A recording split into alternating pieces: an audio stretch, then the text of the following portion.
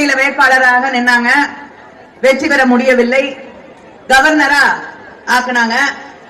அப்புறம் 2 மாநிலத்துக்கு கவர்னரா ஆக்குனாங்க. சரி, அவங்க கவர்னரா இருக்காங்கன்னு விட முடியல. ஏன்னா வேற வேட்பாளர் பிஜேபியில வந்து நிக்கிறதுக்கு யாருமே இல்ல.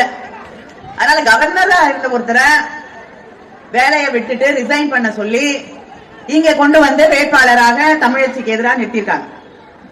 தமிழச்சி தமிழிசைன்னு ஒருவேளை சந்தேகத்துல அந்த பேர் குழப்பத்துல ஓட்டு போட்டுருவாங்கன்னு நினைச்சாங்களா என்னன்னு தெரியல. ஆனா மக்கள் தெளிவா இருப்பாங்க, தமிழ்நாட்டு மக்கள். இல்ல, இது தமிழ்நாடு இல்லையா? டெல்லியில தான் எங்க பேரெல்லாம் ஒரு வழியா பிச்சு பிச்சு பீஸ் பீஸா எடுத்துருவாங்க, நம்ம பிரதமர் திருக்குறள் சொல்ற மாதிரி. ஆனா இங்க தமிழ்நாடு யார் தமிழச்சி யார் தமிழிசை நமக்கு தெளிவா தெரியும். அதனால அவங்களை கொண்டு வந்து இன்னைக்கு நிறுத்திட்டு இப்ப அவங்களுக்கு வந்து பிரச்சாரம் பண்ணி எப்படியாவது கொஞ்சமாவது ஓட்டு வாங்கி கொடுத்துடலாம், நோட்டாக்கு கீழே போனா நல்லா இருக்காதே அப்படின்னு வராரு.